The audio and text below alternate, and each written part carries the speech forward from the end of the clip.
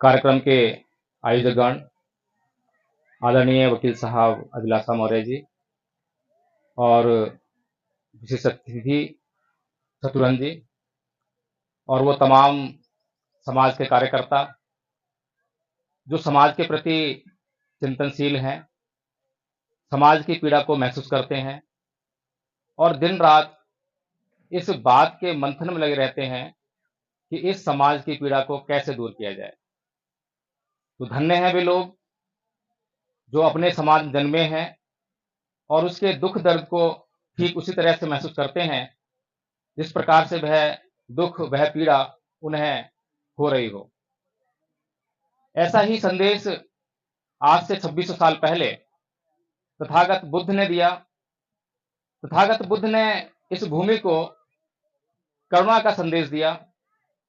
बहुत से लोग जो है करुणा का समानार्थक ढूंढते हैं प्रेम के रूप में, लेकिन प्रेम और करुणा में बड़ा भारी अंतर है। प्रेम दुख लेकर आता है और करुणा समता का प्रतीक है। वो आपके दुखों का इलाज करती है, आपके दुखों को दूर करने का काम करती है, लेकिन स्वयं को प्रताड़ित नहीं करती। लेकिन प्रेम में प्रताड़ना होती है। आप जिससे प्रेम करते हैं तो उसके दुख को, जो भी उसको कष्ट हो रहा है, दुख हो रहा है, उसको दूर कर पाएं या ना कर पाएं, लेकिन आप पीड़ित हो जाते हैं क्योंकि आपको अपने प्रियजन की पीड़ा पसंद नहीं है। पहली बार एक महामानव हुआ जिसने इस भूमि को, इस संसार को यह संदेश दिया कि सुख की खोज में मत भागो, दुख को खोजो। लेकिन विडंबना है कि तब से लेकर अब तक भगवान बुद्ध से पहले सभी लोग जो हैं सुख को खोज रहे थे, स्वर्ग, अप्सराएं, इन्हीं खोज में लगे हुए। लेकिन पहली बार जब भगवान बुद्ध दुख की खोज में गए, वे सुख की खोज में नहीं गए, स्वर्ग की खोज में नहीं गए, अप्सराओं की खोज में नहीं गए, दुख की खोज में गए। और पहले दुख को परिभाषित किया कि आखिर दुख है क्या। अगर हमें दुख समझ में नहीं आएगा तो उसका कारण कैसे ढूंढेंगे, उसका निवारण कैसे करेंगे। इसीलिए पहली बार भगवान बुद्ध ने दुख को परिभाषित करते हुए कहा कि जाति की दुखा, जरा की दुखा, व्याधि की दुखा, मरण की दुखं, शोक परिदेव दो मनुष्य पाया सापी दुखा, ये ही विप योगो दुखो, अप यही संप योगो दुखा, यम्पि क्षणे लवती तंपि दुखं, संखतेन पचुपादान खंडापि दुखा। जन्म लेना दुख है, रोग दुख है, बुढ़ापा दुख है, मरना दुख है, प्रियजनों का बिछुड़ना दुख है, अप्रियजनों का मिलना दुख है। जो हम जीवन में चाहते हैं उसकी प्राप्ति नहीं होती है तो दुख होता है। कुल मिलाकर 5 स्कंधों से निर्मित ये शरीर दुखों का घर है। जैसे ही कोई प्राणी उत्पन्न होता है तो उसके जीवन में दुख ही दुख आता है। लेकिन विडंबना कि इस सत्य को बहुत कम लोग पहचान पाते हैं और इसका उदाहरण हमारे सामने रोज, हमारी रोजमर्रा की जिंदगी चलता है। क्योंकि हम लोग अपनी जिंदगी में सुख ढूंढते हैं, वो सुख जो है हमें नाना प्रकार से दिखाई देता है, लेकिन जैसे ही हम उसको सुख को ढूंढते हैं फिर सुख को उपभोग करने भागते हैं, दौड़ते हैं, भोगने लगते हैं। और जैसे ही सुख को भोगा, सुख खत्म हुआ तो शेष रह जाता है दुख। क्योंकि इस संसार में 2 ही स्थितियां होती हैं, या तो दुख की स्थिति होती है या सुख की स्थिति होती है। कि भाई जीवन में जो हम सुख को ढूंढ रहे हैं और सुख को उपभोग करके हम फिर दुख में पड़ जाते हैं। अच्छा हो कि भगवान बुद्ध का जो दिखाया हुआ मार्ग है उस पर चलकर पहले दुख को ढूंढें और दुख को ढूंढकर उसको नष्ट कर दें। जब दुख हमारे जीवन में नहीं रहेगा तो उसके स्थान पर सुख आ जाएगा। तो सुख की तो यही परिभाषा है। आज तक किसी ने सुख को परिभाषित नहीं किया, लेकिन दुख को परिभाषित करने में भगवान बुद्ध कामयाब रहे। इसीलिए हमें ये समझना पड़ेगा। और ये दुख असलियत में कहां से उत्पन्न होता है, ये बात भी भगवान बुद्ध ने ही बताई। अन्य जगह आप जाएं, आपको सब कुछ मिलेगा, मनोरंजन भरपूर मात्रा में मिलेगा, किसी रूप में मिले, आपको आशाएं मिलेंगी, निराशाएं मिलेंगी, सब कुछ मिलेगा, लेकिन आपके दुखों को अंत करने का मार्ग नहीं मिलेगा।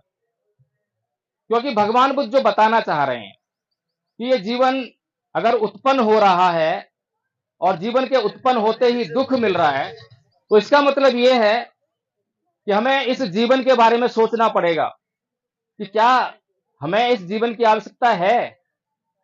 क्या हमें इस जीवन में जो सुख के रूप में दिखाई दे रहा है, कहीं उसमें भयंकर दुख तो व्याप्त नहीं है? उदाहरण देना चाहूंगा, एक डायबिटिक मरीज जो डायबिटीज से पीड़ित है, उसको डॉक्टर कहता है कि भाई चीनी मत खाना, मीठा मत खाना, लेकिन व्यक्ति को मीठा खाने की बहुत बड़ी बुरी आदत है। मीठा बहुत पसंद है, मीठे के बगैर रह नहीं पाता।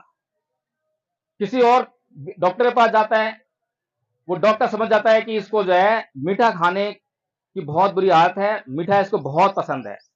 अब वो डॉक्टर अगर ये कह दे कि मीठा मत खाइयो, तो वो उसका बुरा बन सकता है, क्योंकि वो उसको अच्छा लगता है मीठा खाना, तो वो जान जाता है। तो उसके बाद वो उसको ये नहीं कहता कि तुम मीठा मत खाइए, लेकिन उसको कहता है कि एक काम करिए, थोड़ा थोड़ा मीठा खाइए। उसको पता है कि ये थोड़ा थोड़ा मीठा भी उसके लिए बड़ा खतरनाक है, ये उसको नुकसान देगा। जो उसको अगर 80 साल जीना था तो 60 साल में ही मर जाएगा, लेकिन वो उसको खुश करने की नीति अपनाता है, ना कि उसके दुख को दूर करने की नीति अपनाता है। इसी प्रकार से आज हमारे समाज में भी हो रहा है। आज हमारे समाज में जो हमारे मार्गदर्शक के रूप में जो बुद्धिजीवी और नेता मौजूद हैं, जब वो मंच पर आते हैं, मैं थोड़ी सी आलोचना करना चाह रहा हूं ताकि हम समझ सकें कि यार आखिर हमारे दुख दूर क्यों नहीं होते हैं। इस देश में हमारे पास महानतम हस्तियां हैं। भगवान बुद्ध से बड़ी हस्ती आपको शायद कहीं देखने को सुनने को मिले। परम पूज्य बाबा साहब डॉक्टर भीमराव अंबेडकर से बड़ा विद्वान शायद आपको कहीं मिले, लेकिन उसके बावजूद इस देश के लोग दुखों में जीने के लिए मजबूर हैं, शोषण अत्याचार के शिकार हो रहे हैं, उनके दुख दूर नहीं हो रहे हैं। गरीबी, बेरोजगारी, तमाम तरह की बीमारियां उनको घेरे हुई हैं। आखिर कारण क्या है? कारण तो ठीक ठाक है, हम स्वयं उसका कारण है, क्योंकि हम ये नहीं समझ पा रहे हैं, सोच नहीं पा रहे हैं कि हमें क्या करना चाहिए, क्या सुनना चाहिए, क्या खाना चाहिए। जब हमारे नेता लोग मंच पर आते हैं तो वे क्या बात करते हैं? जो सामने बैठी हुई पब्लिक है, उसको जो सुनना पसंद है वही बात कहेंगे। किसी को वोट चाहिए, किसी को तालियां चाहिए, किसी को प्रशंसा चाहिए। तो जो बोल रहा है उसका मकसद ये नहीं है कि उनका कल्याण करना है, उसका मकसद ये है कि इनकी मुझे जो है वोट चाहिए, तालियां चाहिए, प्रशंसा चाहिए, कुछ ना कुछ उसे चाहिए उन लोगों से, इसलिए उनको जो पसंद होगा वही बोलेंगे। अब जो उनको पसंद है वो चाहे उनके खिलाफ ही क्यों ना जा रहा हो, लेकिन परम पूज्य बाबा साहब डॉक्टर भीमराव अंबेडकर ऐसी महानतम हस्ती इस देश में पैदा हुई जिसने सामने की भीड़ की कभी परवाह नहीं की कि जो सामने मेरे भीड़ बैठी है उसको क्या पसंद है और क्या पसंद नहीं है। लेकिन उसने इस बात की परवाह की कि उन लोगों के लिए किस बात की जरूरत है जिसको करना बहुत जरूरी है। इसीलिए हम देखते हैं कि 1935 में जब उन्होंने ये घोषणा की थी कि मैं हिंदू धर्म में पैदा हुआ, यह मेरे बस की बात नहीं थी, लेकिन मैं हिंदू मरूंगा नहीं, ये बात उन्हीं के अपने समाज को भी पसंद नहीं थी, आज भी पसंद नहीं है। लेकिन वो जानते थे कि बीमारी कहां पर है और बीमारी की जड़ को दूर करना बहुत जरूरी है। इसीलिए वो निर्भीकता से बिना किसी और बात की चिंता किए उस निर्णय को लेते हैं और 1956 में बौद्ध धर्म ग्रहण करते हैं। तब भी इस समाज को वो पसंद नहीं है, लेकिन वही जानते हैं कि यही एक ऐसी दवा है जिससे इनकी हर समस्या का हल हो जाएगा। हिंदू कोड बिल की लड़ाई लड़ते हैं, वो भी आज भी हमारे समाज को पसंद नहीं है। तो कहने का अर्थ यह है कि कोई भी महान पुरुष इसलिए महान होता है कि वो अपनी परवाह नहीं करता, वो अपने हित को साधने की परवाह नहीं करता, वो केवल और केवल अपने समाज, अपने देश की परवाह करता है कि मेरा समाज कैसे सुखी हो, मेरे समाज का क्या दुख है, वो दुख कैसे दूर हो। अभी हमने आज पहली बार सम्राट अशोक की जयंती मनाई है, इसके लिए आप लोग बहुत बहुत साधुवाद के पात्र हैं, क्योंकि आपने इतिहास रचने का कार्य किया है। अगर ये इतिहास भारत के लोगों को मालूम पड़ जाए कि ये लोग सम्राट अशोक की जयंती क्यों मना रहे हैं, तो वो सोचने के लिए मजबूर होंगे, शायद पढ़ने के लिए भी मजबूर हो जाएं। तो उनको पता लगेगा कि सम्राट अशोक का काल वो स्वर्णिम काल था जब लोगों के घरों पर ताले नहीं लगा करते थे। ताले क्यों लगेंगे? ताले लगाने की जरूरत कब पड़ती है? जब हमारे भीतर लोभ, लालच हो, निजी स्वार्थ हो, लूटने, पीटने, हत्या करने की भावना हो, तो तालों की जरूरत पड़ती है।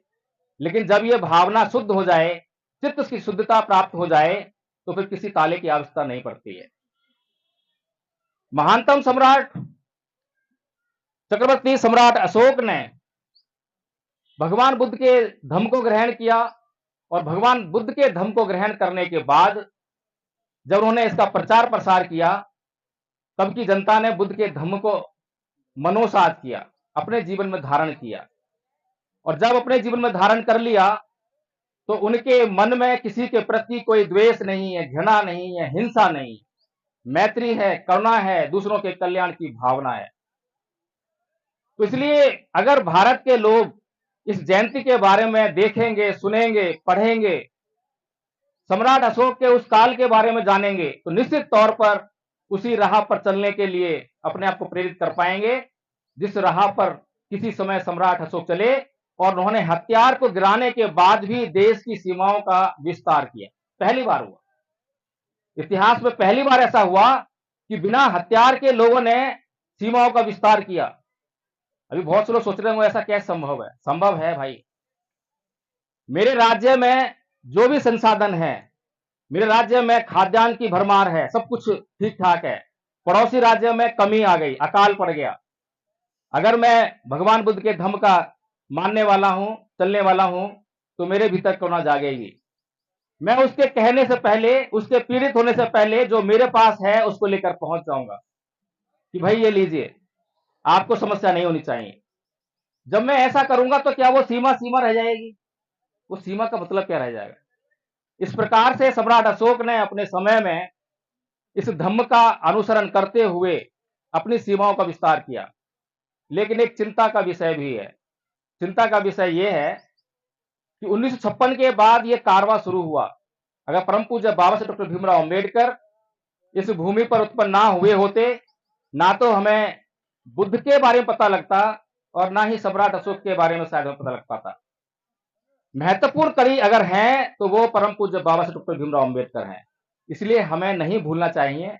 मैं यहां पर जो है उनकी मूर्ति नहीं देख रहा हूं, तो मुझे लगता है कि अगली बार इस कमी को हम पूरा कर लेंगे।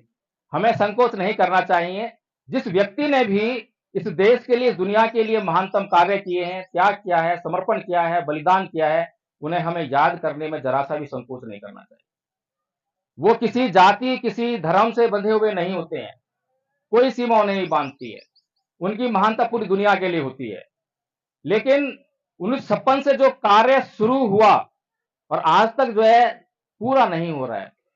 बाबा साहेब कहा करते थे, उन्होंने कहा एक बार 56 में कहा कि मैं बड़े झंझावतों को झेलकर इस कारवां को यहां तक लेकर आया हूं। ऐ मेरे अनुयायियों, अगर तुम इस कारवां को आगे ना ले सको तो इसको पीछे मत जाने देना, इसको यहीं छोड़ देना। लेकिन आज हम देखते हैं कि उनका कारवां आगे जाना तो बहुत दूर की बात है, वहां पर भी नहीं है, बल्कि पीछे गया है। ऐसा क्यों हुआ? ऐसा इसलिए हुआ क्योंकि 1956 से आज तक हम रैलियां कर रहे हैं, जन्मदिन मना रहे हैं, वो केवल प्रतीकों के रूप में मना रहे हैं। प्रतीकात्मक है। अगर कोई आदमी भूखा हो और वो भोजन की एक तस्वीर बनाए और उसको दीवार पर चिपका दे और रोज सुबह शाम उसके दर्शन करे, लेकिन भोजन ना खाए, एक दिन वो मर जाएगा। इसी तरह से हम लोगों ने अभी तक बाबा साहेब का नाम बहुत लिया, बुद्ध का नाम लिया, जयकारे लगाए, रैलियां की, लेकिन जो मार्ग उन्होंने बताया उसको नहीं अपनाया। जब तक हम भोजन को ग्रहण नहीं करेंगे, स्वास्थ्य नहीं मिलेगा। हमें भोजन ग्रहण करना ही पड़ेगा। भगवान बुद्ध ने इस समाज के लिए, इस दुनिया के लिए बहुत ही महत्वपूर्ण संदेश दिए। अभी कुछ लोग जो है कुछ शिकायत कर रहे थे कि ये रैली जो है यहां घूमकर आई है, वहां घूमकर आई है, कुछ लोग गुस्सा भी हुए। लेकिन भगवान बुद्ध ने बहुत महत्वपूर्ण संदेश दिया। ये भगवान बुद्ध का ये जो मूर्ति है, ये जो भगवान बुद्ध का धम्म है, खाली गाना गाने के लिए नहीं है। एक उदाहरण देना चाहता हूं। भगवान बुद्ध के धम्मपद में एक गाथा है, गाथा नंबर 3 और 4 है।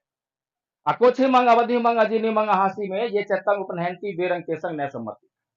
उसने मुझे मारा, उसने मुझे लूटा, उसने मुझे जीत लिया। जो ऐसा अपने मन में बनाए रखता है उसका वैर कभी शांत नहीं होता। अब ये वाली गाथा हमारे एक प्रिय मित्र हैं, दिल्ली पुलिस में जॉब करते हैं। तो वो हस्बैंड वाइफ और हम हस्बैंड वाइफ दोनों जो है सुबह सुबह पार्क में मिला करते थे, मॉर्निंग वॉक किया, उसके बाद यही गाथा उनको याद करा रहे थे, तो याद हो गई थी, पाली में भी और हिंदी में भी। एक दिन उनकी मैडम का फोन आया कि प्रकाश जी जल्दी से घर पे आ जाइए, 3 दिन से बोलचाल नहीं है, 3 दिन से बोलचाल नहीं। हम लोग घर पर गए, जैसे ही हम घर पे गए तो साहब ड्यूटी से वापस आए, तो मैडम उनके लिए गिलास में पानी लेकर आए। तो साहब बोलते हैं कि अगर ये लोग घर पे ना आए होते तो ये पानी का गिलास तेरे मुंह पर देकर मारता। इतना भयंकर गुस्सा। हमें भी बड़ा तकलीफ हुई।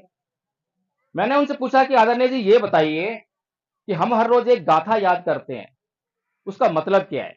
इतना पूछना था, उनके चेहरे पे मुस्कान आ गई। गिलास में पानी लिया, पी लिया, गुस्सा बिल्कुल शांत। 3 दिन का कलेश एक क्षण में मिट गया। अब बताइए भगवान बुद्ध का धम्म दवा है या नहीं है? दवा है या नहीं है? और ये जो बीमारी है जिसकी भगवान बुद्ध के पास दवा है, इस बीमारी से कौन सा घर पीड़ित नहीं है? किसी हिंदू का, किसी मुसलमान का, किसी ईसाई का। बहुत से लोग बोलते हैं कि ये बौद्ध धर्म है, ये हिंदू धर्म है, ये सिख धर्म है, ये ईसाई धर्म है।